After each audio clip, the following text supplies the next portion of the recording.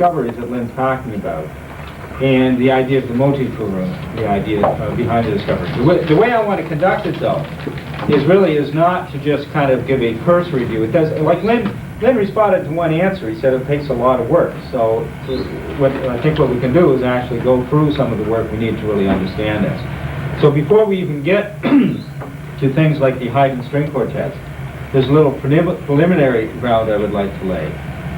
For instance, in looking at the Motivführung in Lieder, because I think in a Lieder, in an actual song, we can look at it, we can understand it better, and then have a beginning ability to approach a larger piece of work. And tonight what I want to do is just go a little bit through the epistemological basis of the Motivführung, so we actually understand what it is that we're looking at and why it's important. And what I'm going to do is I will ask questions during the course of this. And since I'm not necessarily looking for the right answer, I might ask people who I think don't know the official line on it. And if somebody thinks they do know the official line, they should just keep quiet, because it's only worth, the point is not to come up with the right answer, the point is to discover things, right? So first of all, what I am going to talk about tonight is the Motivführung. And I'll ask the question, I'll ask this of anybody here, just to tell me basically what your idea of the Motivführung is. What is it? What is the idea? What does it mean?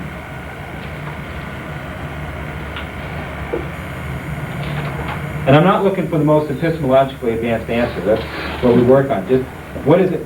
Keith, what is it? I think of it as the central theme, and you take that theme and develop it in different ways, either changing it in terms of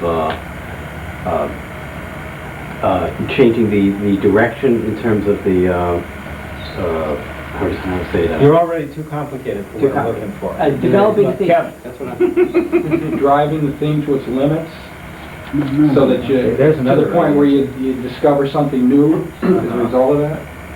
Okay. Jerry. I think of it as a unifying idea which allows you to actually no, I think to think of it in not just in non-music, sort of non-musical terms too. It's kind of the one and the many issue. A unifying idea which has as a seed the process of change. You can take an idea which can change into something else, a higher idea. Okay. Yeah. So could you say that it's the idea that a simple germ could be the basis of an entire composition? And that a simple germ of even maybe 4, 3, or even 2 notes could be the basis of a composition. Right? And what you're saying is true. But let's even simplify it to that. I mean, that's what the basic idea that's understood by Motivführung is. Right? So, okay, so, I mean, just to give you an example, and you can take these 2 notes,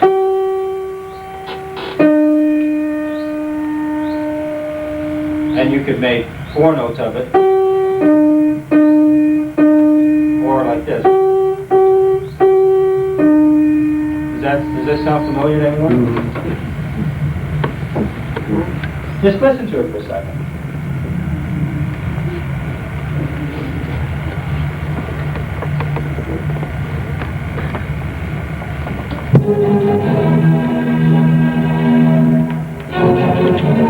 This is not the same tune as the piano.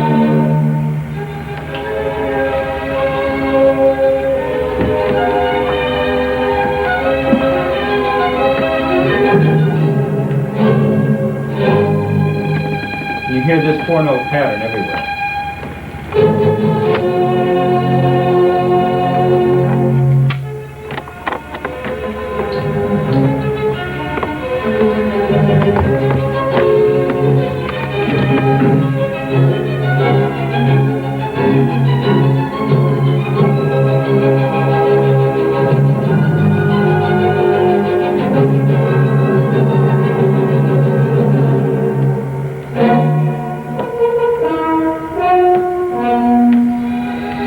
Now listen to the bass.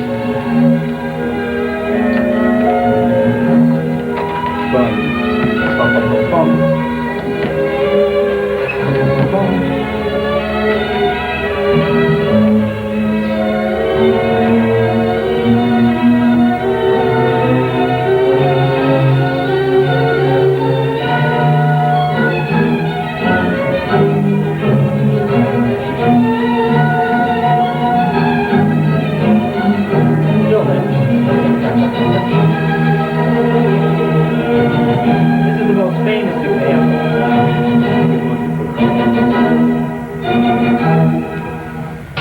Hey, Fred, can it be that arbitrary? I mean, can you...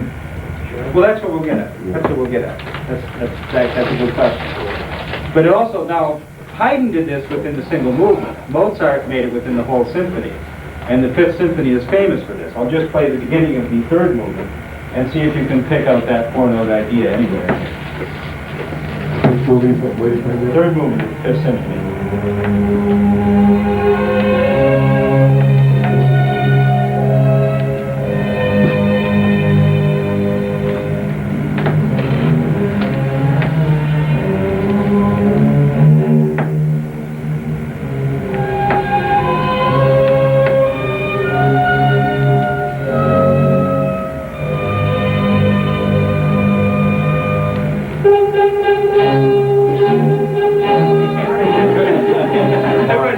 Everybody's looking around. Kind of like the elephant in the middle of the room.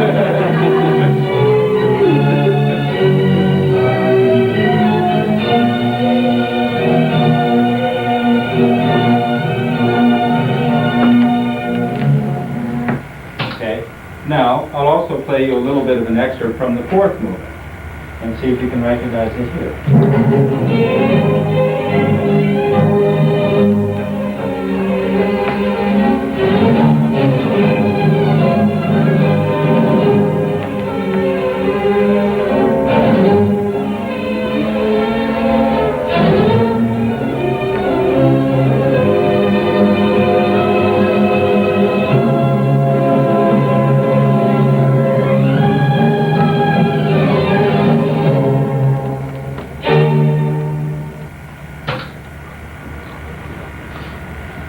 All right.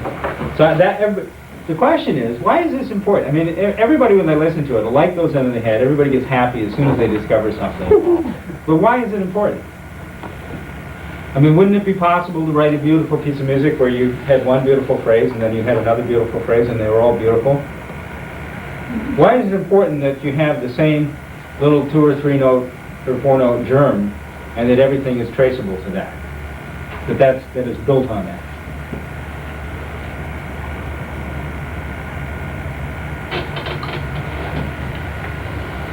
Well, it has something to do with the interval between the 2 notes that you play there. Yeah. But I'm just saying, step back on it a little bit. I mean, why is it important that music be organized this way? I'm not sure you should say It's unifying.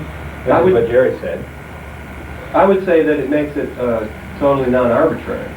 In other words, in the first case, if you just had different themes, one after the other, the connection between them would be arbitrary. This makes it totally non-arbitrary. In other words, it imposes another degree of necessity upon it, which wouldn't be there in the first case.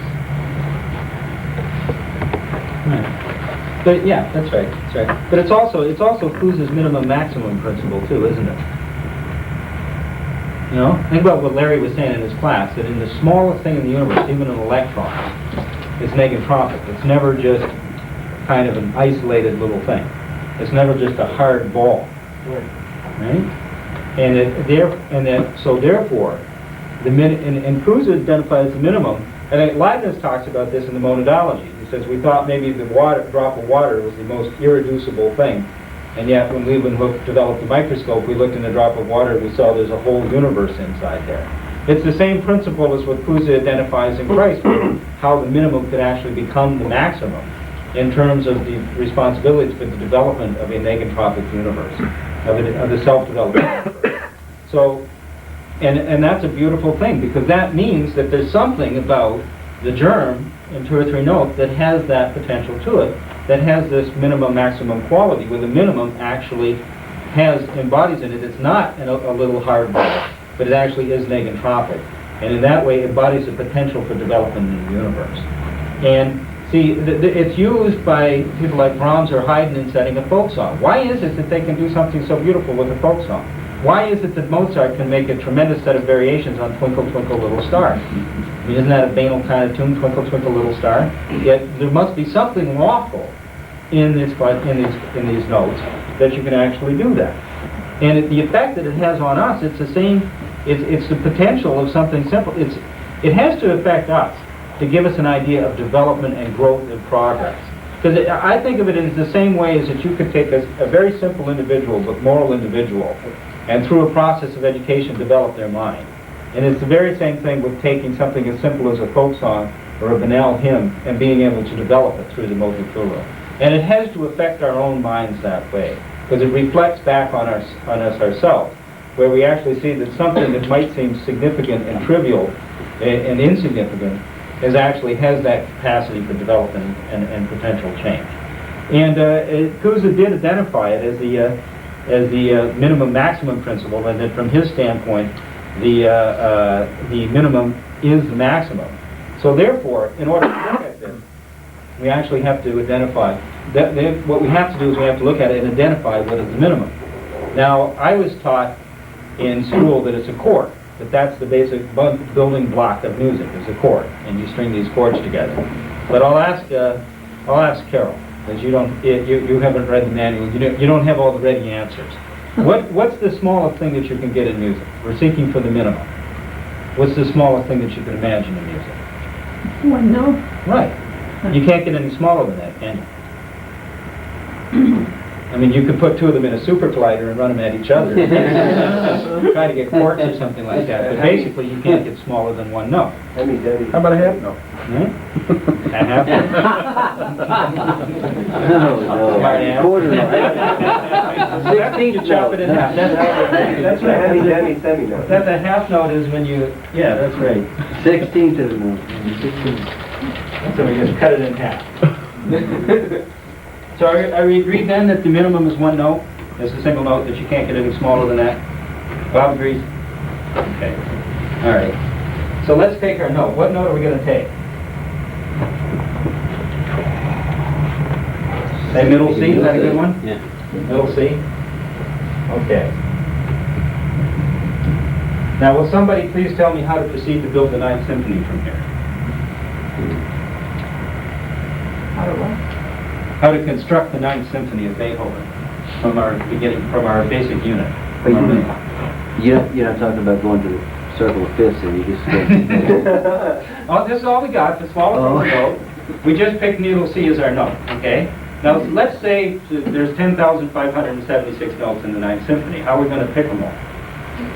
You have one of the blank cards. One by one. One by one. Hey, don't laugh. When I was in college and I was taking composition, I remember having an argument with this guy that the Ninth Symphony was a unified whole. And he said, that's ridiculous. He said, Beethoven just picks a note here, picks a note there, just like I do. He did. He did. Like cherry. And my teacher, my composition teacher, we had to write this atonal music. We got these tone rows and stuff. And his criticism would usually be, he said, the idea is to look for the fresh note. He said, you use this note twice in this bar, and you have to use this note for 2 bars before. So that's the fresh note. So use that note. So there's a few problems we have here. Like, for one thing, how many notes are there? Well, we said the smallest thing is one note. So we arbitrarily picked middle C. I mean, how do we get at that? Right? I mean, we just assumed middle is existence of middle C. But how many notes are there going to be in our musical universe? 10, 12, 1,000, ALF2, how many? Do we have any basis for deciding that? 12. Okay, well let's make another arbitrary decision and say 12, okay? So we have 12 of them. Now, let's say it's the 12 tones of the well-tempered scale. So you got 12 notes to pick from. How do you build a Ninth Symphony?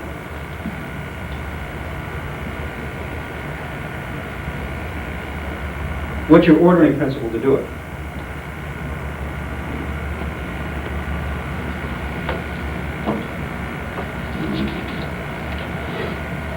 First you read the Ode to Joy. What's that? First you read the Ode to Joy. No, you can't do it. Well, why are we running into this problem? Let me ask this question. Probably going too slow. Yeah, the note is there's 2 notes. It's not going anywhere. It's not the smallest musical unit? Because we're born the purposes of composing. What's smaller? Well, you have to probably say something along the lines of something that shows some kind of motion, movable. Or something more than one note, probably. Well, the reason I'm doing it, Dino did a very good class where he went through how the basis of all logic and deductive systems is a false definition of the minimum. Right? Because it is, because that's what you get in Euclid.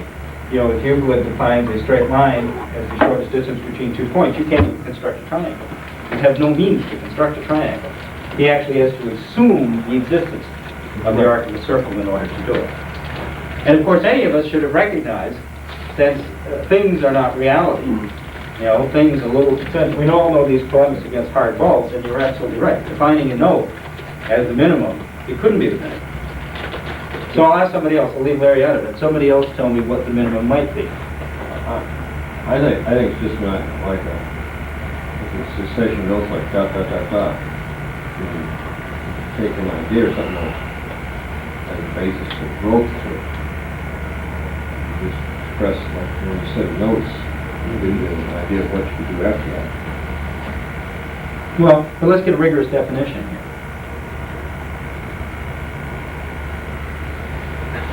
What do you think, Rodney? I think it has something to do with the intervals, and the notes themselves are just predicates. All right. Well, that's what Larry said. And if we think about it, we talk about the quantum of least action, don't we? I mean, hasn't Lynn said that we know change, that you only know change, and that you don't know things in themselves, that you know change. So therefore, maybe we have to define the minimum as a quantum of least action. So, but again, look for the minimum. What would be the quantum of least action? 2 notes. Huh? 2 notes. 2 notes. Right?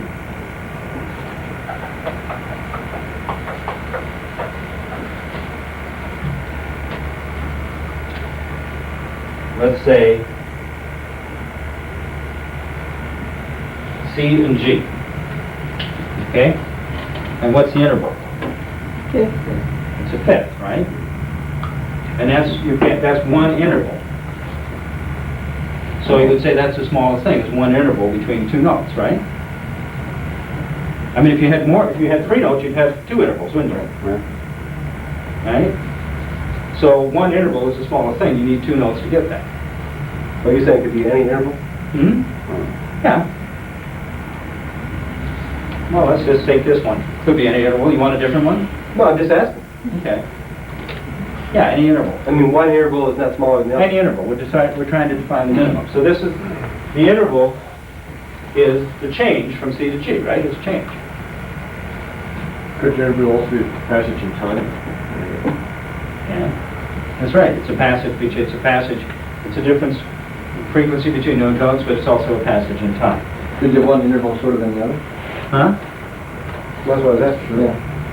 Could you have one interval shorter than the other?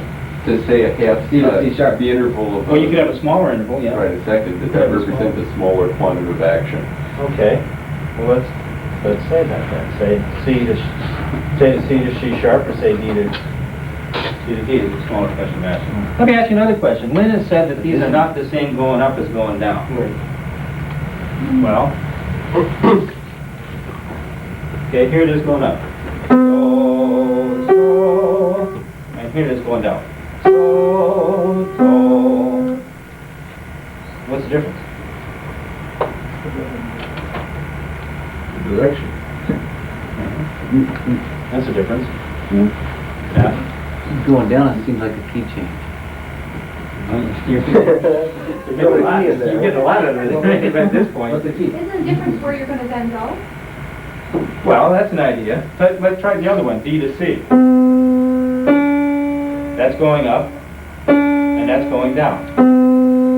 Now, the musical offering, Bach's musical offering theme, ends with a descending second, D to C. I'll play that.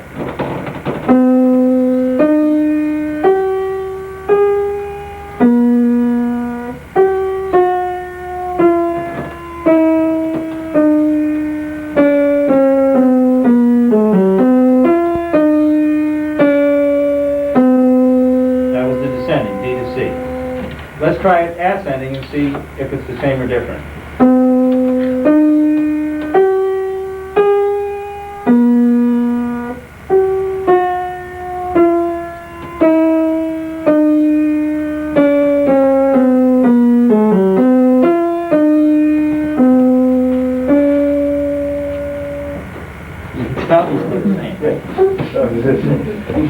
Yeah, that's exactly the point. It determines where you're going to go. I mean, in its simplest sense, one is... But, I'll point out a problem to you. Okay, people who have read Lynn should know the answer to this, or they think they know the answer. What do you hear? Do you hear notes or intervals? Hmm? Carol says you hear notes. No. No? She said it's interval. She said interval. Okay. That's what he said. I don't think. All right. Well, how many people think you hear intervals? And how many people think you hear notes? Okay. Wait, how many people are afraid to take a stand? And I know it is said, when you're listening, it's not always great to hear. You don't always know you're hearing it. Well, Lynn says you are, but it doesn't, your ears are not trained, your mind is not trained. Right. You're hearing a different time. Now, other times, it's a little clearer. All right, well, who are the interval people again? Let's see your hands. Okay, you interval guys. Interval guys, all right. Now, I'm going to do this. I'm going to go. If you play a piece in a different key, you'll hear the same piece because you'll hear the interval, it seems to me. I mean, well, let me look at it from this standpoint right now. If I go like this, do, so, you're going to tell me, you interval people, that you didn't hear do, and you didn't hear so, you heard.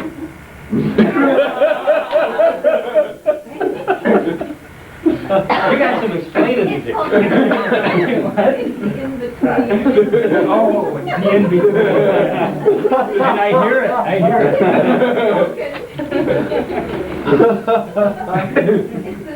It's complimentary. Well, you need, let me say this, that if I play do, and then I asked you to sing so, okay, well, how was it that you were able to sing that? Well, you had some idea Of the interval. of the interval between do and so. But, I mean, isn't it kind of the unheard judgment of the distance between do and so? Isn't it kind of the judgment in your mind of the distance? How do you hear it? Because you can do it wherever do is. But what I'm saying, it's to me, isn't it something like unheard that in your mind is a judgment between the two? But how do you actually hear the interval? You hear a distance. You hear a relationship. You hear a relationship. Yeah. Well, I say that it's not sense at all. Hmm? I say it's not sense at all that gives you that interval. Sense? Yeah, hearing sense at all. The first note. Yeah. But you're not actually hearing a progression to get to the second note. It's nothing that you hear at all. but wait a second, hearing itself, then you're asking a fundamental question about what hearing is. Because you have to have judgment itself to hear.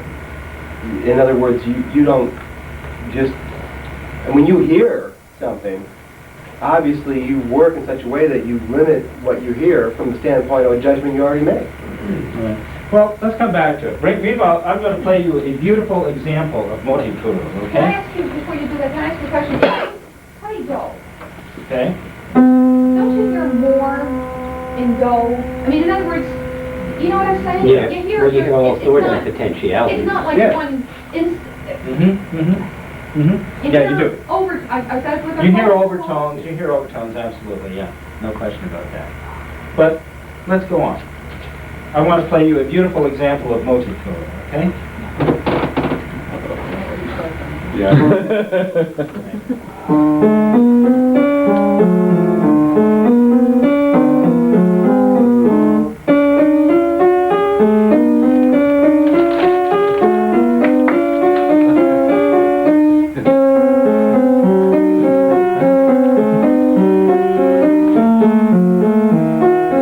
I'm worried. I haven't heard any complaints yet. I'm worried. Good job. Robbie the robot. What? Something Robbie the robot. Something you learned in college? What's that?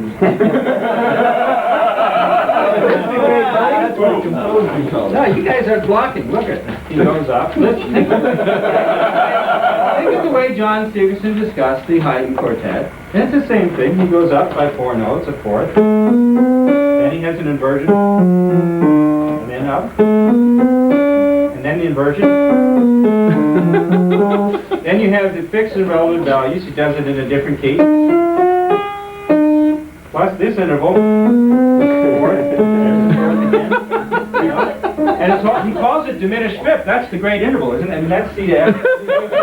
That's the singularity. This is all based on the singularity. C to F sharp. The whole thing. So what's the matter? I mean, isn't that the same thing as we heard in the high school? Unless maybe you're homophobes. Hate crime. Hate crime. You know, it's a homosexual. Well, the problem, Lynn did identify one thing. He said, don't seek the gas dynamical statistical concept of intervals, right? He says you won't get it that way. If you think of the intervals in terms of kind of a linear distance, like here's C, and it's 5 steps to G, right? And that's a fifth. So if you think of an interval as just kind of this linear distance between a node, you don't get it. That's what he calls the gas dynamical concept. It's an entropic approach to the intervals. And he said, don't make the mistake the moderns do of trying to isolate one interval and just make a whole piece out of that, which is what this guy just did. He literally calls it diminished fifth. And they do imitate the Motivführung, the way I showed you there, because that's how you brainwash music students, you know? They, but it sounds ugly. He says, can't you see he's doing what Bach does here? I mean, they do the same. They do the same thing as Bach does. They turn them upside down. That's an inverter. They run them backwards, retrograde. They'll do it in half. They do all the same stuff except it's psychotic. But then you're sitting there thinking, well, gee, you know, I mean, maybe it's just me. You know, maybe I am a homophobe or something. And it's stealthic from that standpoint. Even though the average citizen, the average person listening to it, it's crazy. But they don't just kind of abandon the Motivführung. They imitate it in a Delphic kind of way. But it is this. So we still haven't really. Maybe there's a problem with the way we're looking at the intervals. As a matter of fact, what's the basic axiom in Euclidean geometry? Isn't it that a straight line is the shortest distance between 2 points? Doesn't this kind of look like that?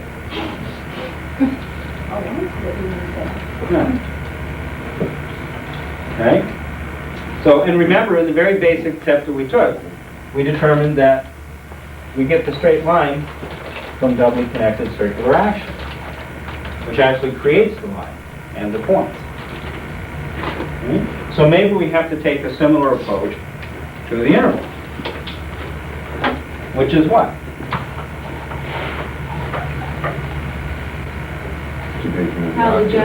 What's a circular action in music? How do you actually generate, the actual scale, which would be a principle. In other words, it's not just a question of 2 notes. It's got, Right, because we still would have had trouble building the whole Ninth Symphony from there, wouldn't we? Yeah. Yeah? I mean, you had 2 notes this time. So, how do you turn this on? The red button. Try the switch.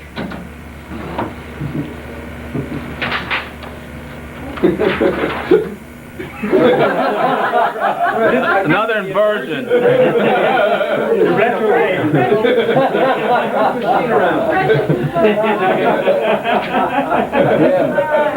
Fred, if you hadn't played that piece, over there, you probably would have got that up there. Took me that while to get my head straight. All right. So in our cone, in conical spiral rotation, a complete rotation is the octave, isn't it?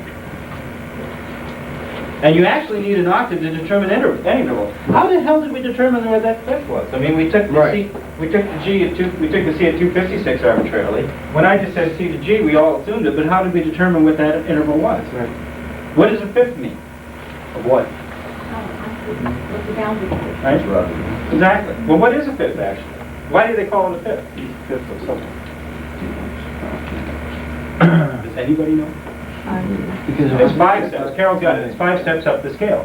But since we don't have the scale yet, how do we know that? And since we decided on 12 notes, rather than 8, we're just at which is there's 7 half steps up the scale. So we don't know what the steps up the scale. We don't have the scale yet. And furthermore, the term fifth is actually misleading. Right. Okay. So look at our thing over here. And here's C. and here's G in the column. Ignore the other ones for packing. Ignore the F sharp and the F. And just tell me take this C to G on the column, and tell me what the difference is between this C to G, the way that we did it over here. Half the distance. That's the distance up the column, up the column. For one spiral. No. No, one It's one. not half the spiral action. complete. It's not half the spiral action, it's half the distance up the column. Yeah. So that's one difference. Rather than assuming the existence of a scale and counting up the steps, we're actually taking it as a division of the octave, which occurs at a point of the rotation of the circular action halfway up the column, which is also the arithmetic mean. Okay? So that's one difference. What's another difference?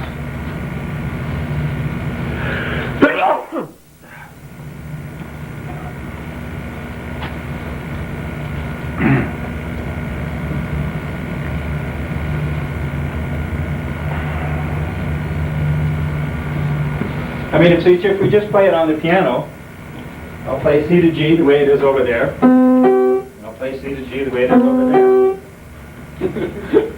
Get a difference? What? Yeah, well, that's... So what's implied over here is that it continues up to the octave. So, yeah. That it's- So big deal. Answering the phone. What's the what's the difference there? That might be. Keep going. But it could, Well, let me ask you this way. Let's say do to sol. Dividing point of something larger. Let's have everybody sing do. Oh, you're going up to the next thing? Let's have everybody sing do to sol. Now sing so up to do. Is that the same interval? No. What do you think? If it's halfway. Because obviously, by dividing an octave, we do have C to G, and we do have G continuing on to C. They're the same two notes, aren't they? G to C, and C to G, and G to C. This is one of What's different if you go? What's different if you go G to C? Or if you go C to G, or if you go G to C? What's different? the one a fourth, the other a fifth. All right. How many people actually know that? How many people think it's a different interval? Think that G to C is a different interval than C to G? Okay. Oh, no. How many people can't be sure? To be honest. Just be honest. Right. Okay. Try doing it this way. Almost like a slide whistle. Oh, so. Everybody. Oh, so. And up. So. Did you actually hear? I mean, you can. It's an interesting way to try to hear it in yourself by covering all the ground in between. Do it again. So, so.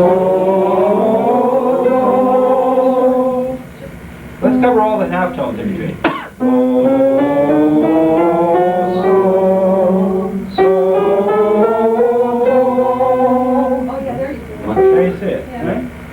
So they're not the same interval. They're not the same interval. This one is a fifth.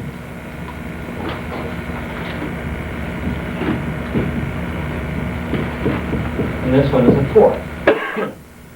Okay. Now, in terms of the minimum,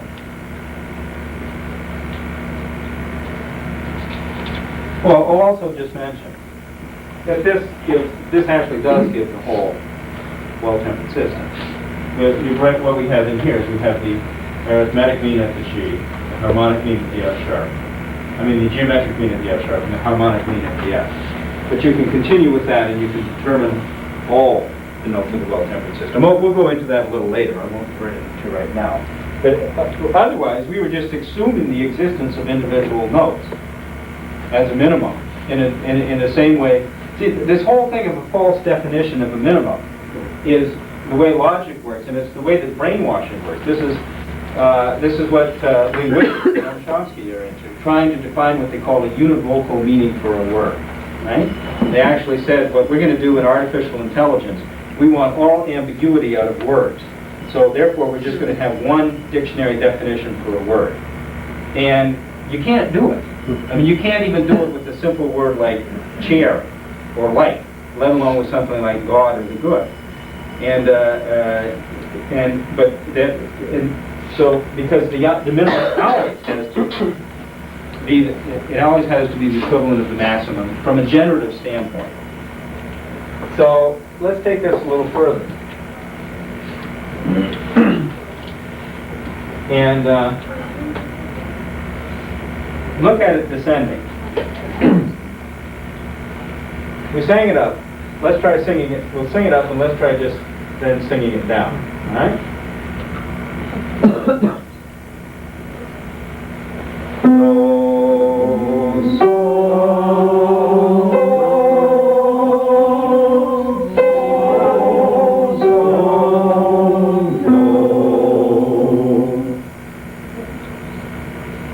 So we have another difference in descending, which is on the way up it's a fifth and a fourth, but on the way down it's a fourth and a fifth. Right? So we have the same two notes, but by actually dividing a harmonic action of circular rotation, we've now got a nice little irony in there. But we can take it further. And I have this tape that I gave to Irene for the local of the discussion with Lynn in preparation for this the class at the conference. And Lynn says, how do you get a singularity in music? It's through inversion. As you play it right side up and you play it down. So you do it with the fourth, fifth, you do it with the third, sixth, so inversion. So we got the word from the man himself, that you generate a singularity in music through inversion. So let's try it. Let's try doing an inversion and see if we come up with a singularity. Now, so we can represent the base of the cone.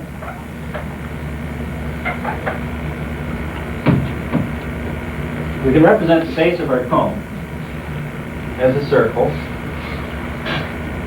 divided into 12 parts.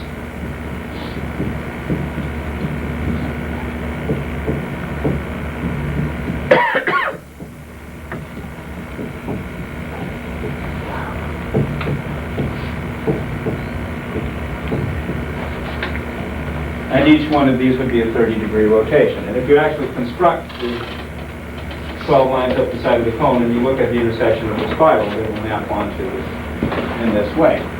And the degree of angular, think of the spiral of the cone going in towards the center. So, say the interval of C to G, the fifth, would be here on this spiral, it would be here to here on this spiral. The spiral lengths would be decreasing, but the degree of angular rotation would be constant. I'll just to say that so that you can know that from at least that standpoint of angular rotation, we can represent it in any octave or in any fifth, okay? So let's take clockwise direction of rotation to the G and then continue around to C. There's our fifth, which is a 210 degrees, right? And there's our fourth, which is say 180 degrees. Okay? Now, 150. huh? 150, right, 150. Okay, now what happens if we decide to do a counterclockwise rotation and we want to maintain the same degrees of rotation? You go to F. You go from C to... Well, let's try it. 210 degrees is to F. And then from F down to C is 150. So that's right. People see that? Right? So what you've done is you've maintained the same two intervals, but through reversing rotation you've generated a different note. Isn't that interesting? Isn't that something? Remember the stuff that Pierre did on chirality. He showed how a cycloid on the outside of the circle moved in one clockwise direction and generated a cycloid of positive curvature. And a cycloid on the inside of the circle moved in the clockwise direction, but the cycloid was generated in the counterclockwise direction. So when you combine clockwise and counterclockwise movement, you actually generated the singularity of a higher order of negative curves. And this is what an inversion is in music. That's why the fourth is called the inversion of the fifth. It's the same with poem. Here's C, here's G, here's C. We have the fifth and the fourth, right? And you reverse it, you get the fifth and the fourth at F, and that's why the F, that's why the interval of the fourth, the C to F, is called the inversion of the fifth. That's why the fourth is referred to as the inversion of the fifth. Similarly, if you take the major third, E, what do you get if you continue up to C? 6. All right. What kind of 6?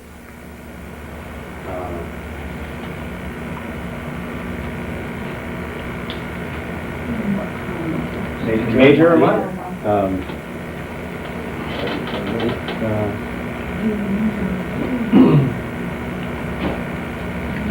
Major. I think major. That's E to C. This is E to C sharp. Minor. Minor. Minor, yeah. You All right. get a major? So you get a major third and a minor sixth.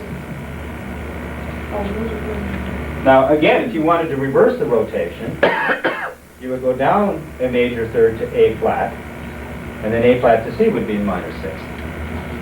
So you would generate a different note in the same way. We had a simple rule for this when I was in college, which is subtract from 9 and change the sign. It doesn't tell you anything, right? So if you want the inversion of a major third, it's a minor sixth. If you want the inversion of a minor third, it's a major sixth. If you want the inversion of the major second, it's a minor seventh, etc., right? So we learned all this stuff without the slightest idea of what it really meant. But let's get back to... But yeah, when you did the inversion from C to G, Yeah. and then C to F, Yeah. that wasn't major minor. No, those are perfect. Right. And the reason why they call perfect is because they're only a consonant in one form. But they're See, the third can be consonant either as a major third or a minor third. And the sixth can be consonant either a major third or a minor third. But the fifth and fourth can only be consonant in one form. If you lower the fifth by a half tone, you get a diminished fifth. And if you raise it, you get an augmented fifth, and they're both dissonances. So that's why they're called perfect. But there you got an F. What? But there you got an F. Yeah. Whereas in the other thing, you got major minors. Right, that's right, because that works with the... I'll give you the inversions just quickly. That's the inversion of a major second. Right. What's the inversion of a minor second? What's the inversion of a major third? What's the inversion of a minor third? What's the inversion of a diminished fifth?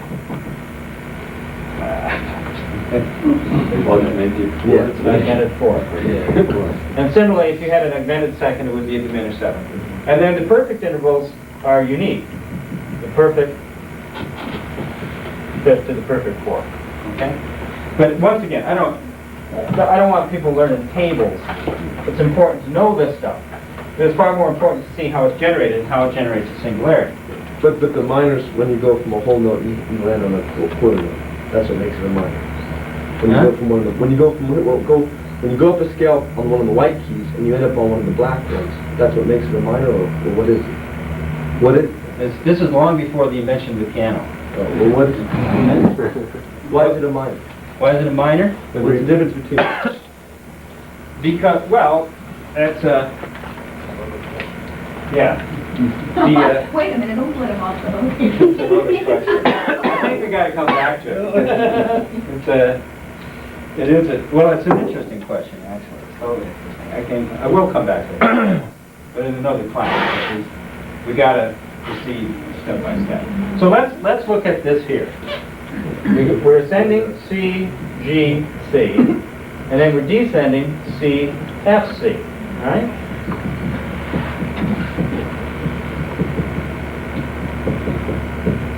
Okay. Let's try singing that. Do, so,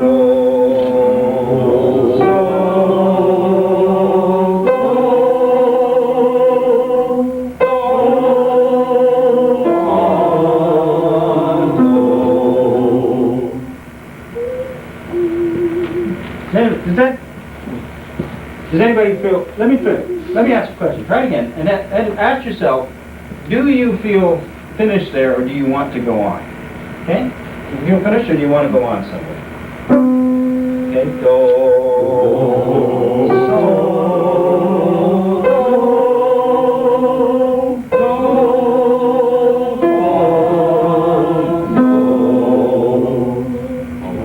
You want to go to the, to complete the fifth. right. You want to go to the B flat. To the what? B flat. No. Let's try it. Who could hear that? Who could hear it? Oh, no, Well, I have a question before that question. Okay. Is that when you sing it up, C, G to C, Yeah. then to sing it back down, how many people can find that? Oh, I do it. Yeah, right. Another step. I can. Without, You want to complete that octave. in other words, how do you find that interval in your mind going down? Yeah. It takes work. Right. I mean, you have to work at it. That's all I can say. I mean, you have to do solfege and stuff like that. Find it. That's why I'm playing the piano to help, because I know people would have a little trouble finding it. But there's something else that I'm trying to identify here. I think you want to go down to the F. Yeah. Mm-hmm. Let's try it. Try it again. Do,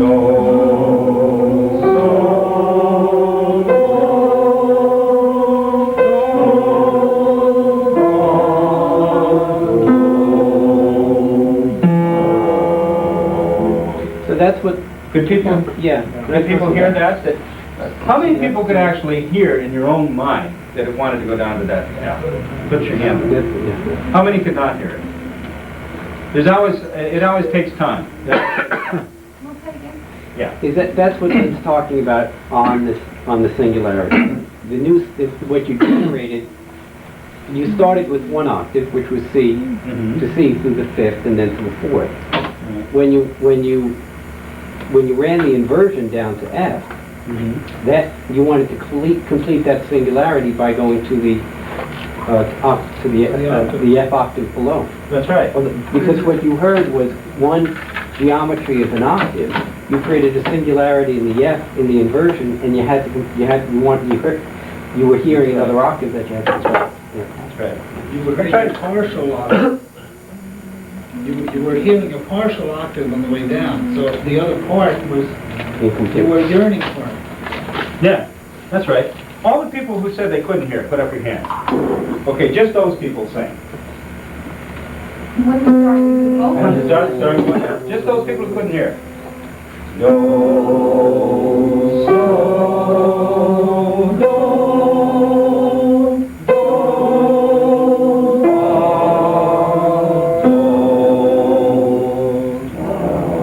okay, Jerry got it. Did you get it done? Got it. Did I get it? Okay. Who's left who still didn't hear it? Sliding into it. I just want those people who didn't hear it to sing. And I'm serious, it's very important to hear what I'm talking about here. Well, yeah, I got it because I heard it, but I don't think I would have gotten it. Well, I'm not going to play the last note, I'm just going to let you find it, okay? So, you want to do it, Larry? Okay. Do, so, do,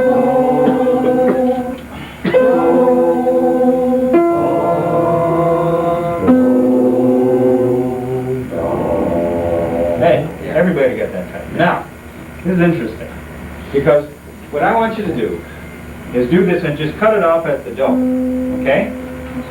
The do on the way back. And what you will hear, think about what Plato talks about in the Parmenides, when he's trying to solve the problem of the one and the many. How do you get a one and a many when you got 10,000 notes in a piece? Tough, isn't it? So, but remember when he talks about the instant, or something's coming into existence, or going out into existence? And what happens here is you're hearing this note going out of existence as one thing, and coming into existence as another thing. Because see, there's a conception of the key that you're in, the tonic. All right? That's C. But that's not how you know you're in C. You know you're in C by doing something like... Right. Right?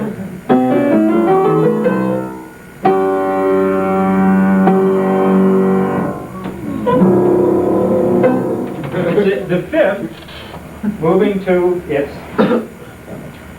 the fifth going so, do, so, do, so, do, so, do, so, do, so, do, right? The way a piece would end, that's how you know that you're in a key. That's why a composer will start out on C, then he'll repeat it on G. And through that, then, that's when you actually have a sense of a home tone, which is the key that you're in. What we're actually doing here is changing key, because C, in the key of F, C is the fifth. So when you descend from C to F, and then from F to C again, it tends to make you want to hear C as the fifth in F, and continue down as the fifth in F. Whenever you move towards a new key, it's by setting up a new fifth. There's other ways to do it. But most often, if you're in G, and you want to move, say, if you're in C and you want to move to another key, first you establish the fifth of that key, and then you hear the fifth resolving. That's how you hear that you're in a new key. So what you're actually hearing, by the time you get back down here, see, if I go, well, let's try it this way. If we just go do, just go do, so, do, and then back do, so, do.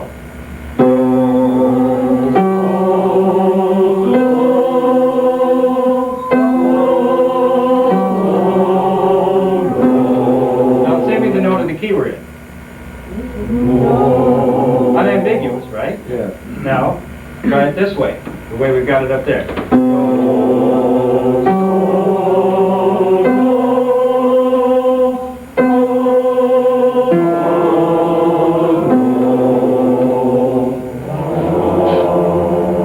In your mind, you're now hearing the do as the fifth in F. That's why it wants to go on. So you're hearing this note go out of existence as the tonic in the key of C and come into existence as the fifth in the key of F. So you're hearing the note in two ways, like Shakespeare's puns, right? Right? And this is what Shakespeare, this is what, you know, Shakespeare always has this kind of stuff, you know? A little less than, a little more than kin, a little less than kind. You can, and you can see Chomsky's computer going nuts trying to get this down. One meaning, we only allow one meaning. But there's irony, and there has to be irony in the notes. If you just have notes as kind of things that you hear, or intervals, well, let me put it, let's continue with this. It's worth really hearing this for a while. See, I'll do two things for it. Let's do it up and down, and then cut off the C very quickly. And in your mind, you will hear how it wants to go down to F, okay?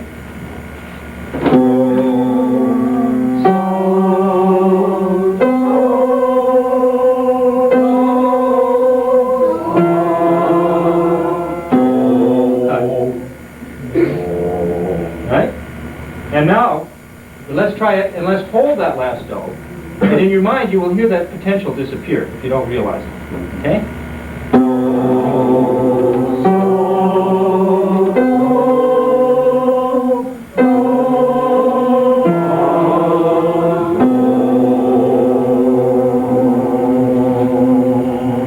Has it begun to come back into focus as the key that you're in if you don't realize it?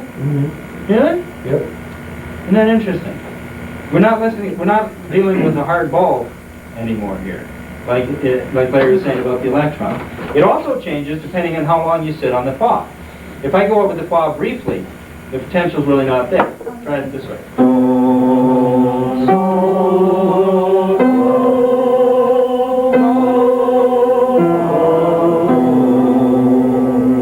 But if I sit on the fob for a long time, you're really not satisfied without going on to the fifth. Try this one.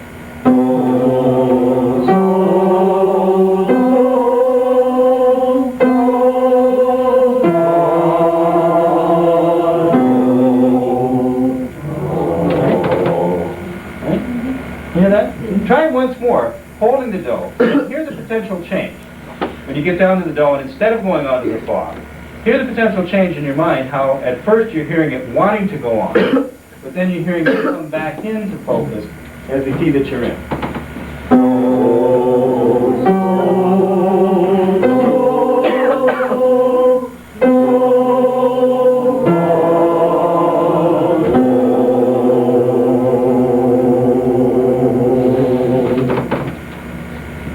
So you're literally hearing it go out of existence. When you hold it that way, you're hearing it go out of existence as the fifth and F and come back into existence as the C and C.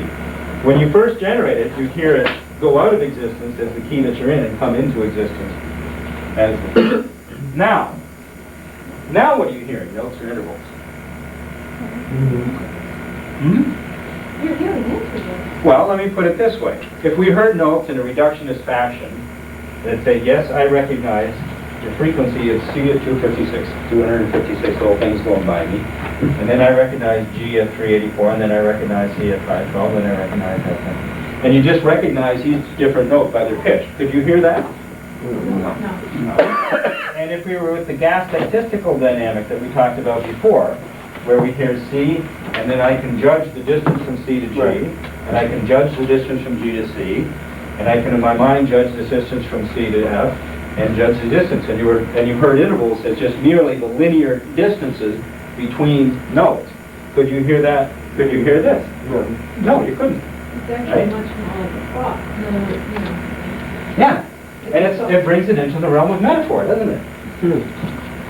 But it's something that is concrete. Composers write key changes in. There's nothing that says key change. The performer has to hear it. He has to have a concept in his mind to actually bring it into being.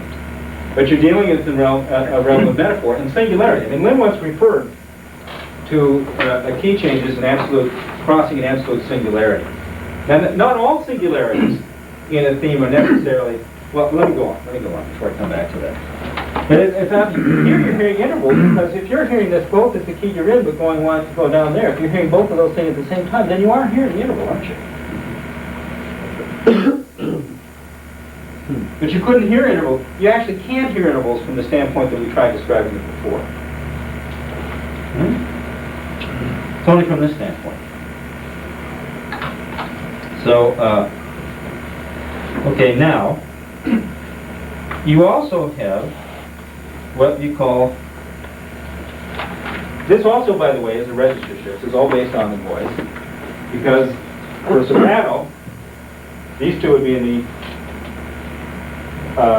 this would be in the first register, both these would be in the second register. Going down, this would be in the first, both these would be in the second. And so that's another part of the change that you actually get.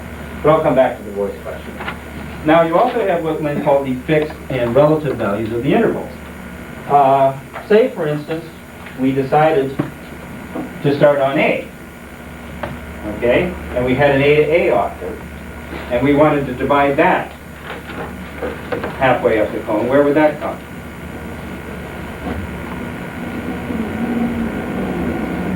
Well, we know that the degree of angular rotation remains constant, right? The E, right? And that's 210 degrees there. And from E back to A would be 150, right? Let's try that. See if it sounds, see if we can hear. Now that will be registrally different. Okay? This time, the two notes will be in the lower register for the soprano. It will be registrally different. Let's see if we hear a common element. So that's the beauty of this transposition of intervals. There's a fixed notion of intervals. There's a transposed notion where the notes are different, the registers are different, but the intervals as intervals are recognizable. Let's try singing A, E, A, which is La, Mi, La. Okay? La, Mi, La. Okay. Now, if we do the same thing, if we introduce the inversion to it, what do we get? D. Right? D. That's a fifth down and a fourth down. See that? This is a fifth up and a fourth up. And here we have a fifth down and a fourth down. Now let's try, so this is Re. La, Mi, La. Let's try it going up and going down as we did with the Do, So, So, and see if we get the same effect, okay? La, Mi, La.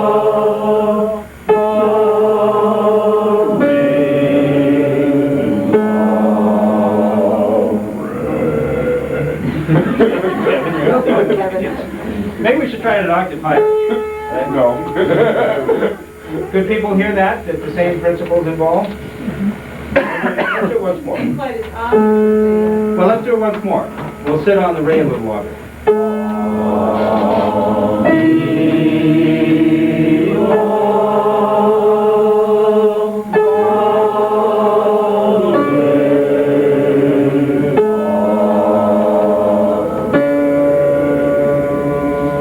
So again, you have the same thing where you're dividing an A octave, but on the way down, this wants to continue down to the ray, to D. It wants to change from A to D. Okay? So, we have a singularity here. And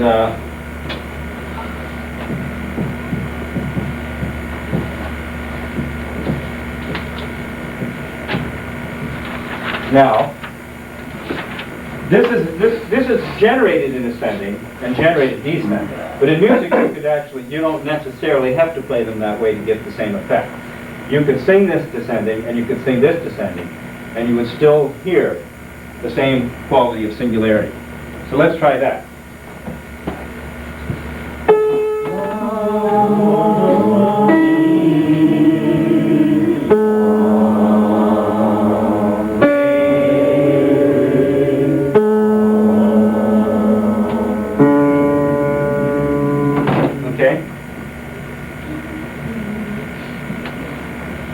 Now this is going to be a little higher because it's not a 256.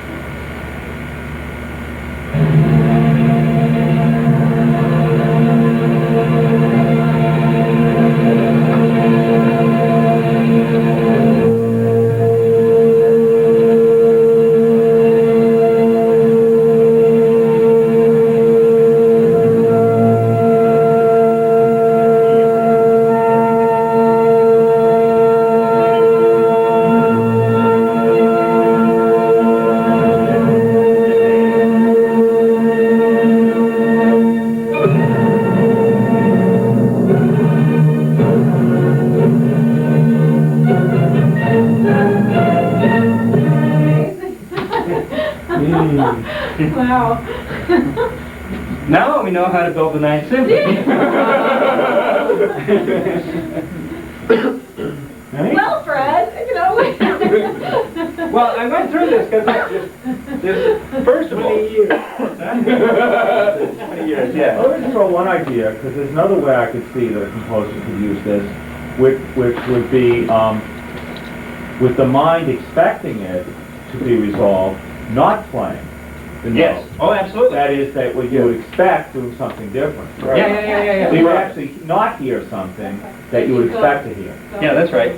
Oh, Beethoven will do that. He'll build you up for 5 minutes thinking you have a key change. Right. Then he'll stop and then he'll go back right where he started. Right. You know? Or he'll expect you, he'll change from one key and he'll make it look like he's going to another key and then he'll surprise you go to another key. Right. It's the principle that Lynn identified and an old thing called the principle of composition. And he said it's like a good comedian. Right. Who stands there and gives the punchline and everybody's laughing. And then you think he's over and then he gives another punchline. Right. And then you laugh. Then he waits just the right amount of time and he gives you a third punchline. Right? And that's how you can build up multiple ironies in music. Because it is striking, you can listen to music and you can laugh. And it is very much like the stuff that Shakespeare does. And I'm going to draw Jerry up here for a second. I'm going to put you on the spot, Jerry. Ooh. Just think of the way that Shakespeare makes a pun on the verb to lie here. No, you know this one. Oh, yeah. Oh, you should go up to the Come on, stand up here, Jerry. Do it. All right. To the camera. All right. Oh, actually, I do remember this. When my love swears that she is made of truth, I do believe her, though I know she lies, as if I were some untutored youth, unlearned in the world's false subtleties, thus vainly thinking that she thinks me young, although she knows my days are past the best. Simply I credit her false speaking tongue. On both sides, thus is simple truth suppressed. But wherefore says she not, she is unjust? And wherefore say not I, that I am old, Oh, love's best habit is in seeming trust. An age in love loves not to have years told. Therefore, I lie with her, and she with me. They are false. My lies we flattered thee.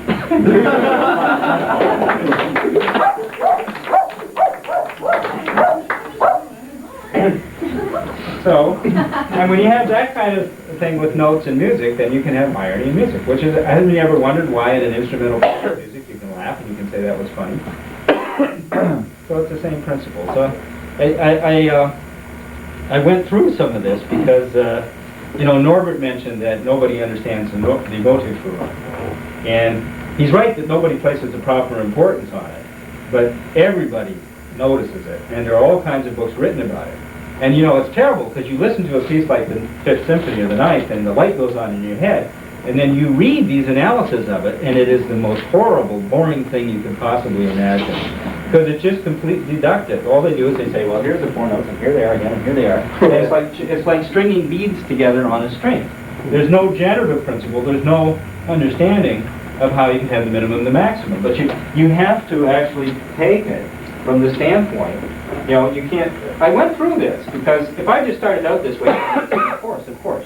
But it's actually useful to go through first defining it as a note, then as a simple interval, as an isolated interval outside from the rest of the world. Because the fact that people were struggling with it shows you sloppy habits in our own thinking. It shows you how automatically we tend to think this way. Because if you thought that when I said just the minimum is a simple note, you know, you might say, well, that's stupid. I mean, who would fall for that? But that's economics. That's economics. Economics starts from the standpoint of the isolated individual. And this is a social contract, you know? You're selling to C. You know, and G's trying to get the best price from C, like John von Neumann, as Larry's going through in his class. This is the immorality of pairwise relationships. You shouldn't look at them, what they're doing. They're lying. You're lying, that's right. It's the same key relation. That's key. That's key. But, you know, people might think this is silly, but if an organizer was to walk up to someone and say there's a depression on, and the guy says there's no depression, and you ask him, well, when was the last time you had a pay rise? You're making the mistake of exactly going to this. You're assuming that that person is an isolated individual wandering around in the universe with only his own self-interest to guide him. You actually have, in other words, to get a proper definition of the minimum, you actually have to understand the maximum as a negotropic developing system, so that the minimum actually becomes the agent of progress. And that's what's so beautiful about the Motivführung. And that's why even this simple demonstration here did it, because it is. He starts out, this is A and E. This is A and E. And this is all A and E. Which, by the way, registrally on the strings is the open strings of the violin. The two top strings, A and E. So it produces this funny sound of open strings. Those two notes will be the top strings.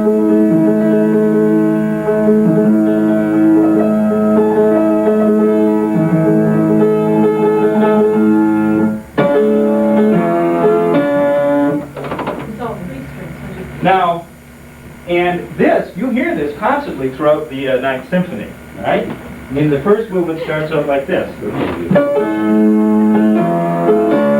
The second movement starts out. There's a drum, bum-pa-dum. And this, not so much these particular tones are generated, are registered. For instance, Freude, Freude, Freude, Freude. That's where that comes in exactly at that point. The very last note is A and D. Good to the phone, good to the phone. So the whole symphony is just reverberating in your mind. But also what he generates is this method of generating key changes. This method of generating singularities through inversion is constantly being developed and improved upon throughout the Ninth Symphony. Now that does not mean that this was Beethoven's great discovery. This is fairly simple. Any more than Riemann, when he's doing advanced work, rediscovers the circle rotating on the circle to generate the line. This is his pedagogy to educate us. Beethoven actually, his great discovery, he discovered the fourth movement and worked backwards from there. But he's starting out from the means of educating the audience from the beginning. So listen to that once more.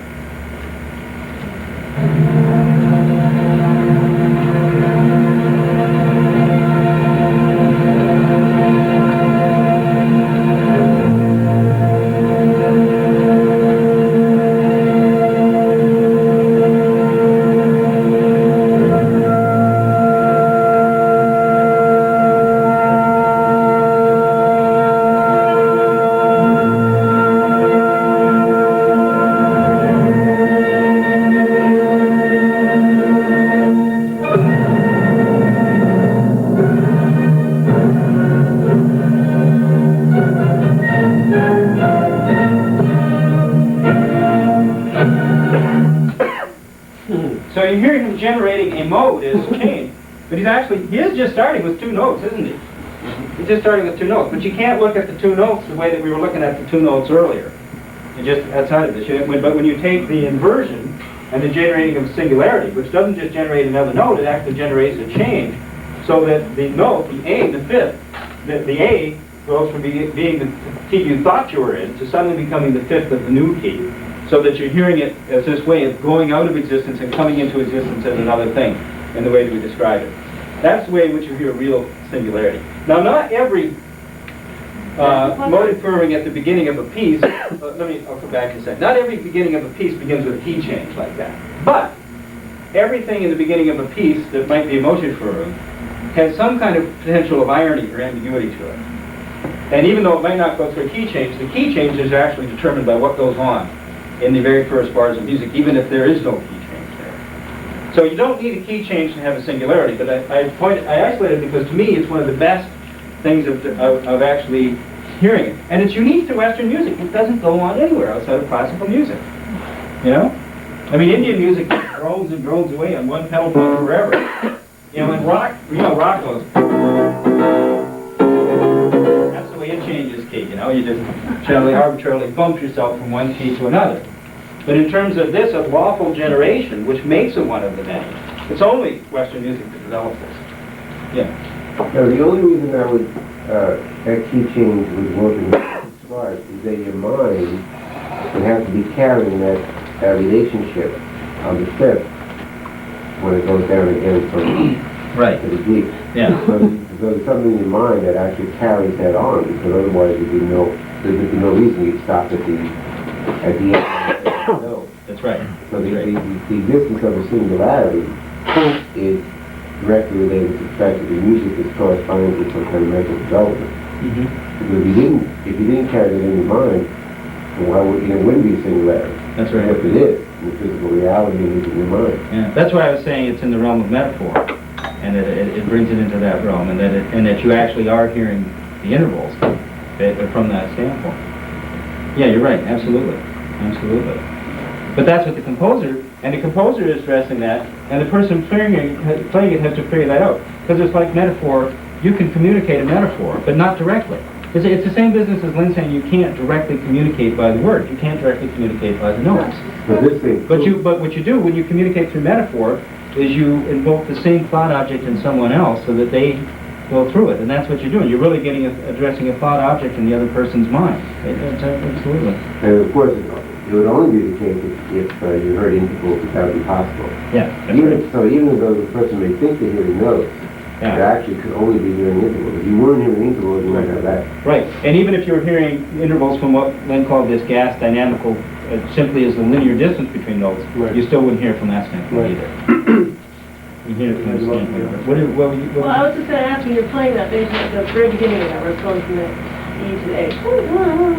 Then that bass note goes down, down. Yeah. So what's that? Is that A to E? That's, well, one is going down. One's going down. And then there's a bass note down. Or there's one that comes up. There's a bass note that comes up. Well, that's E to A. That's E to A. That's just coming up E to A. Okay. But there's still only those 2 notes in the entire beginning of the Ninth Symphony. There's only those 2 notes. The only 2 notes for about 2 pages. Yeah, I got the score. I believe you. And Fred, you said. You know why? No, but then that's very interesting because it is discovery. Yeah. In other words, see, it's true, again, somebody was saying somewhere or other that development is not a good word because it sort of is linear, you know, and in other languages you actually have the idea of creation in development, right? Because what happens is that D there didn't exist before. Right. That D was discovered. Yeah. And of course there's a lawful, obviously, process of law, but the point is that's discovery that you make too. Yeah, that's right. Absolutely. Absolutely. Yeah. So, And it's like most discoveries, you don't know where it's going to go, but once you find out, you say, of course, where else could it have gone? You know? So it's unpredictable, but on the other hand, it's completely lawful.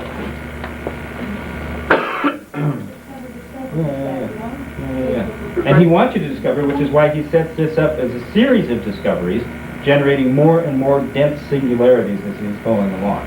Remember, this is not his big discovery. You know, except in the sense of his pedagogy of how to educate you, how to educate you and how to discover, because that joy, that's a tremendous... Yeah. Fred, you were saying that this is one mode of change to make a key change. Yeah. When you use the term mode, is this something similar to these different modes that... Yeah, well, we'll come to that in a later class. There's a lot to go through, and I want to go through it step by step so that people know, because Lynn's referring to C major and C minor as a mode, and that's precisely through this. If you turn C major upside down on G, you get C minor. If you turn C minor upside down on G, you get C major.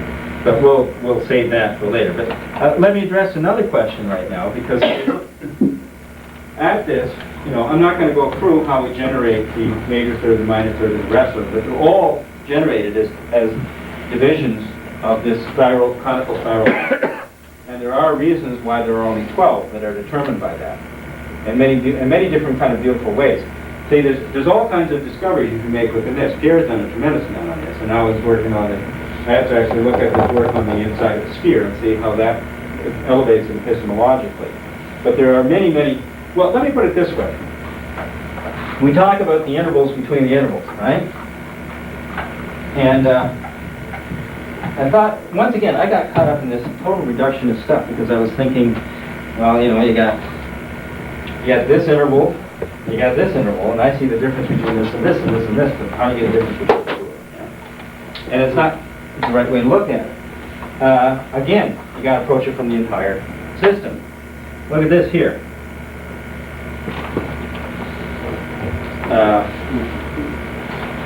You know, Plato first hypothesized, you know, that each solid corresponded to an element. Now, and it was Kepler who investigated the nested solids, right? Now, as far as I know, you don't get the golden section in any one solid if you just look at the solid, do you?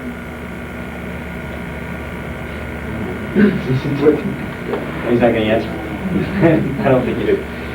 But here, you know, the side of the square is in the golden section to the pentagon. So that's an interval between intervals. That's actually a ratio, an interval that is developed between the solids. And there are many ways. I mean, Plato nests in one way. Moon is looking at it in a different way. I think of it as this case of higher hypothesis. There's a higher hypothesis in terms of the ordering of the solids and the physical universe, and particularly the elements. I mean, Plato started with the elements, and Moon actually came back to the elements from the standpoint of the periodic table, which we now know.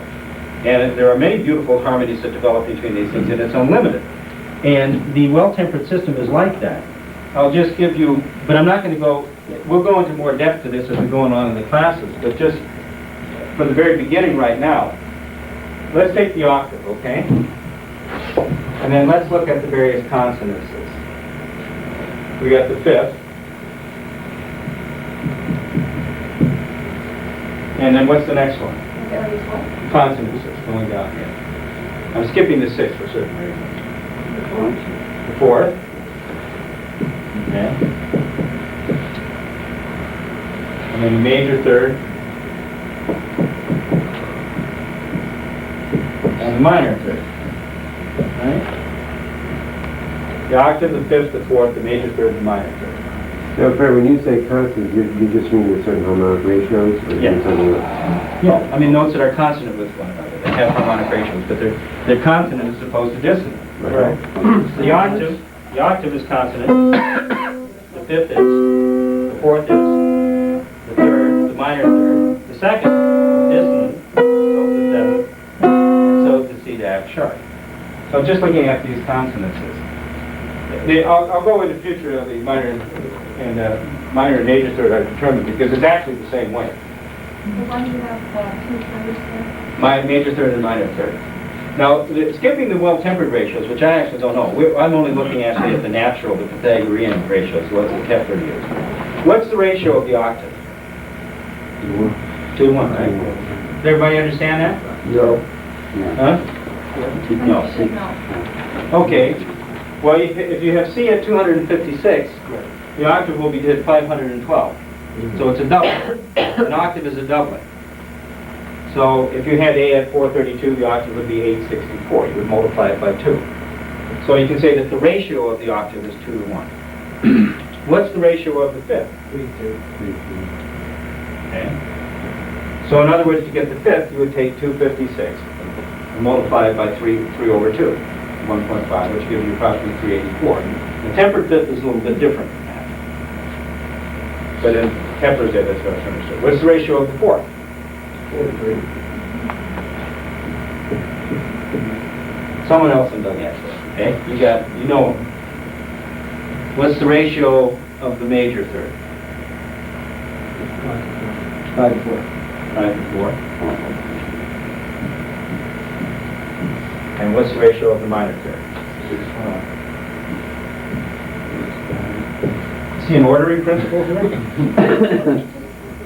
Just a little bit. Okay. Now here's an interesting one. What's the ratio of the F sharp? It's a geometric mean. The octave is 2 to 1. It's the geometric mean of the octave. So how do you find the geometric mean? You multiply the two terms and find the square root, right? So this ratio of the fifth is the F sharp is the square root of 2. The same ratio as the famous Greek problem with the diagonal. So, I mean, but there's much more than you can do. So you get this kind of stuff between major and minor keys, these modes that you can construct. So the whole thing is a negentropic system, you could think of the C minor series as a higher hypothesis in the same way as the Platonic solids are. Just as Plato, Kepler, Moon with this, you get Bach, Mozart, Beethoven. And what they're discovering each other is not necessarily the theme. They're taking the implications of the theme and they're going back and re-examining the entire well-tempered system from that standpoint. And actually looking at, at a higher hypothesis in terms of their harmonics and ideas that can be generated out of it. So like language, it's a field of infinite possibility of the development of ideas.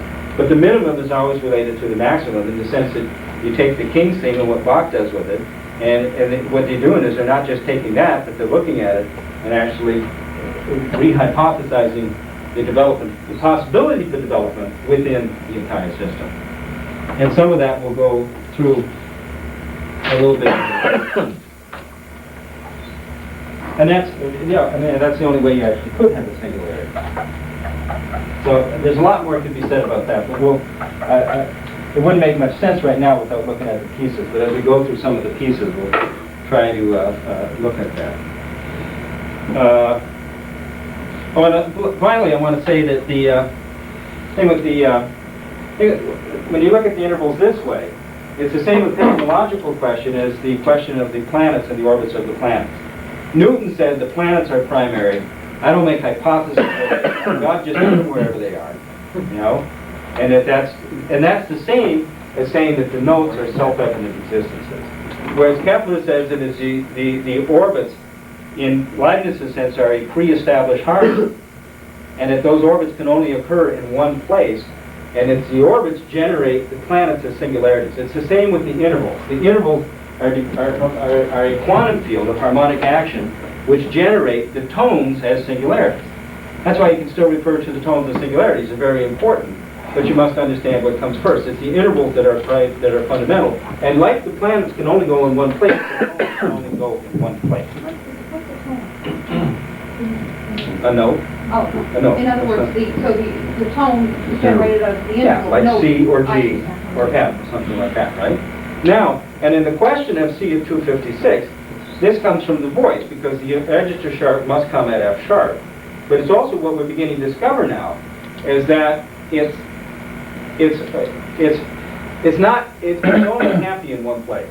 It's like the electrons. Right? If you have an atom and the electrons, you have 2 electrons in one shell and 8 in the next, and I forget how many beyond that. But there's only one place where they're orbiting.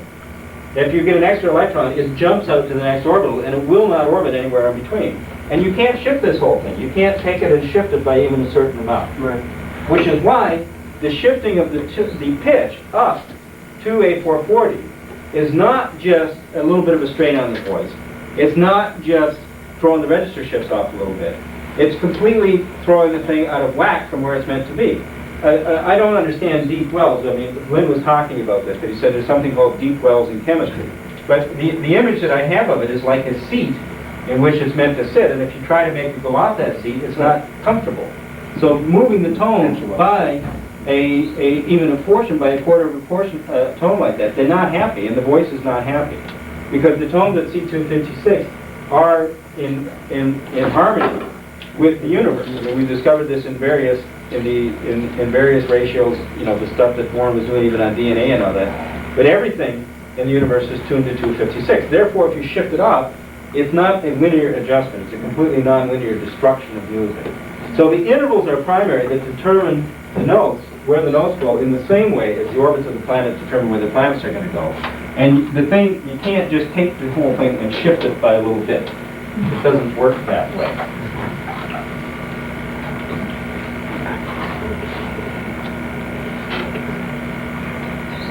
Now, what time is it? It's 10:15. I have one thing left that I could do with people if we want. Yeah, why don't we do it? We'll see. Not too long. What's that? Well, it's really fun. Can't see us. Can't see. Hey! Very good. Now, I just want to, this will only take a few minutes. In case anybody thought that they couldn't hear a key change, I guarantee you that you can't.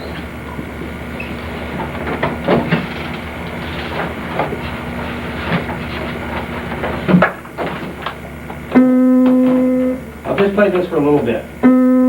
This is the note do. Please sing do, everybody. Okay.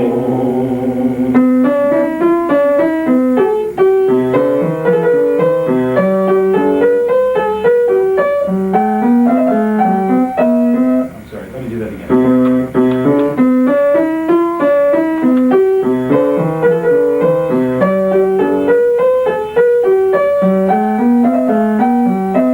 Now sing me the note of the key we're in. It hasn't changed, has it? Nope. We're still in do. And everybody could immediately pick that up. Immediately, everybody had a sense of the center of where we are. Now let me play a little further. And I'm going to stop at one point, and I'll ask you to play the next note. I'll ask you to sing the next note.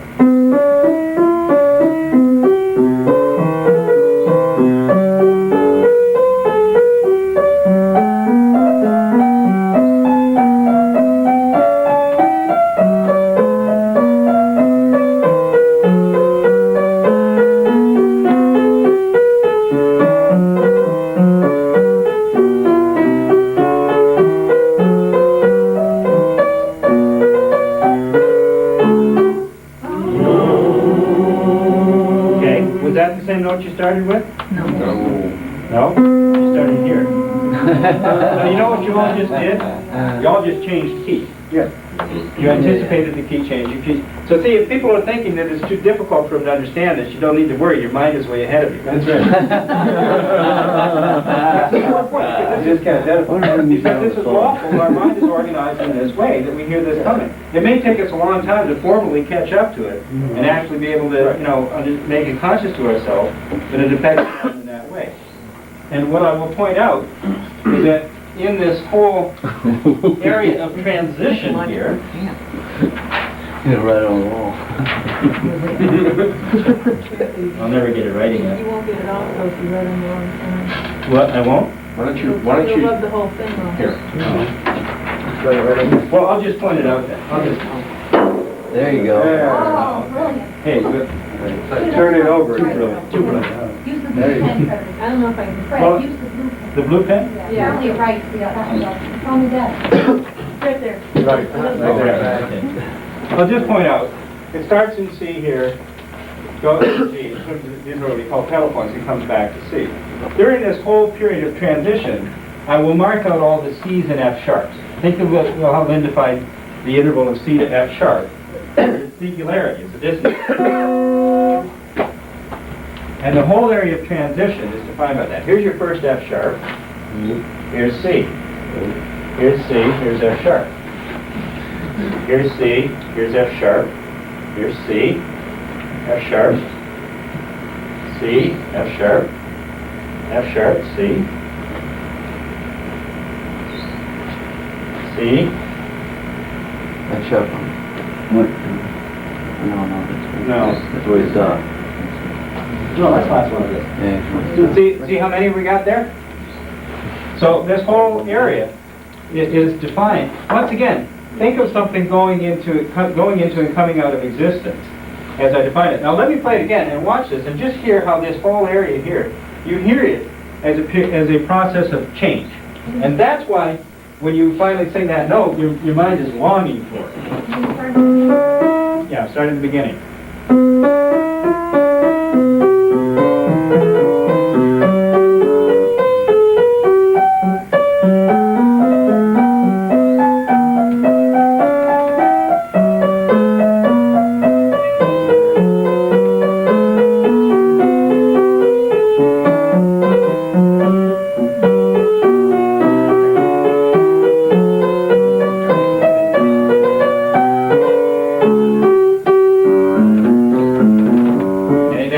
Hear the ambiguity, but even before the actual transition. In other words, you begin to hear the ambiguity in terms of where the key lies before the final transition. I'll do one last thing. I'm going to get Kevin as my guinea pig here. Because I wrote under here what I called the pedal points. These are implicit pedal points, but you'll hear a shift in the tone. You want to come over to the piano here? Pedal point is I want you to sing these tones.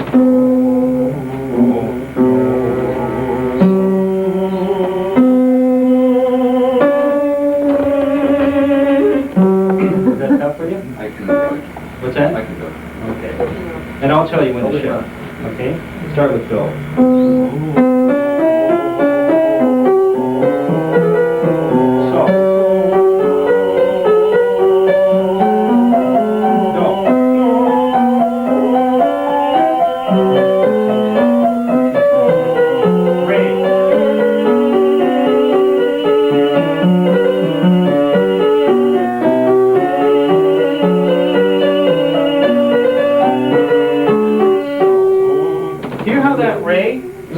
Dissonant and then gradually comes into focus as something constant, but also it also is coming into focus as wanting to go down to that so. So it's interesting because Lynn talks about replacing the idea of singularities as points with regions of negative curvature. I don't know about negative curvature. This is definitely a region of change here, which is defined by this dissonance C sharp. So that's just another example of this singularity of the key change, and actually helping people to hear it a little bit. So next week what I want to do is actually have some fun and take a simple folk song and look how the composer set the folk song, and we can actually go through the steps of what you would do and see that there's a lawful method, the Motivführung, by which if you wanted to take a challenge of beautifying a folk song by writing an accompaniment, you could do that. So that's what I got. If there's any questions, we can Kevin.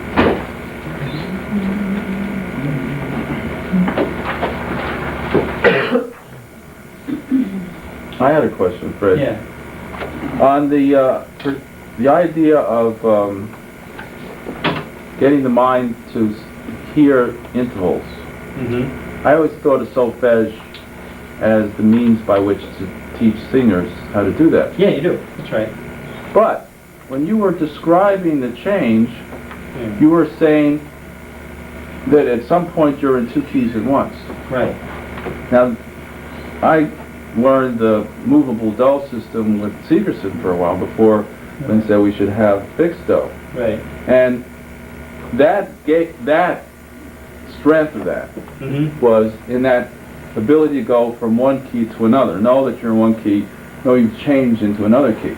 Right. But I've never been able to figure out how to use fixed do solfege in order to perceive that change in key. Yeah. Well, yeah, you have to hear it in the mind. I mean, it's difficult. I have problems with that. I'm not 100% sure about fixed do. Well, fixed do solfege is so you get rid away from this notion of relative pitch, you know, because then you can start. It doesn't matter what key you're in. All that matters is the inter-vowel distance. I'll say one thing about what you're saying. It's true. Singers are sing by solfege, and I think this thing that Lucia is doing with the Bacchae is going to be very useful because it goes through the different intervals. One's a scale, the next is thirds, the next is fourths, the next is fifths. I went through the key change because you always want to start from the highest standpoint to determine the lower level. There are intervals between notes which just simply appear as an interval and don't apply a key change whatsoever. But if you look at it from the highest standpoint and see the degenerate forms of existence, getting their existence from that, rather than trying to build up from the bottom, which was the epistemological mistake we made in going through the entire class. It's true that with fixed do, you can you actually have to change the name of a note at a certain point in order to get a key change. In making this change to inversion, don't you also imply several other intervals aside from the fifth and the fourth, as the example that you used there? I mean, when you go from, you know, take the example from the Ninth Symphony, the E, A, and the A, D. Right. Don't you also imply an interval between E and D, and also potentially to B?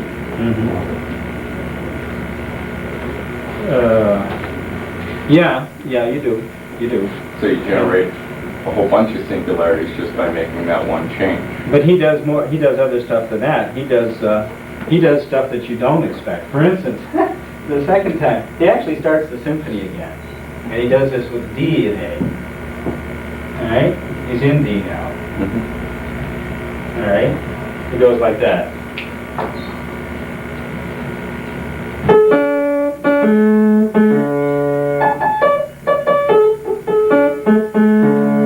Now, if he was going to repeat exactly what he did at the beginning, where would he go? E. No, to B, right? If he was going to do, think what he did with the A and E. Right. He inverted it and went to the fourth.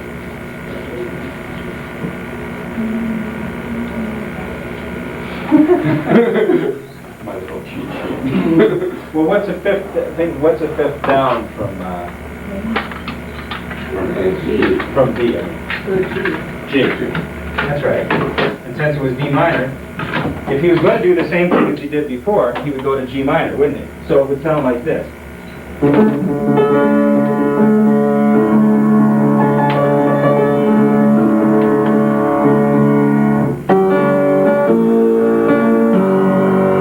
That's what you would expect if he was going to do exactly the same thing. But what you get instead is this.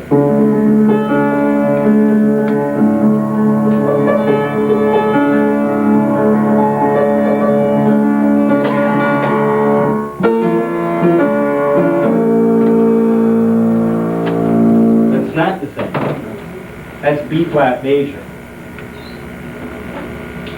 And here we'll recognize this because the interval from D to B flat major is a major third, which is exactly the same thing as Mozart does in the Fantasy. It goes from F sharp down to D. Which is another way to change keys. Yes, exactly. Another way to change keys. Another one. And it's an inversion in a certain way. Because what you went through with the double octave, you take a double octave with D to D, and you get the geometric mean at D, the arithmetic mean at F sharp, and the harmonic mean at D flat. Now, you had something worked out about the golden section of that, too, but that's another way to change keys. So he's already gotten one surprise, and you're expecting him to do the same thing, and he takes it a step further. He already anticipates your anticipation of his surprise, and then he gives you a new surprise.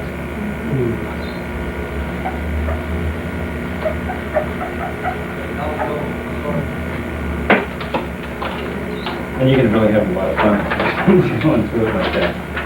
And you begin to hear these things from movement to movement, and hear that the whole thing is completely unified in that sense. So I want to go through that a bit so that we can actually look at the epistemologically what the Motivführung is and why it's important, and get past all the reductionist, deductionist things, because they all come from a false definition of the movement. Any other questions?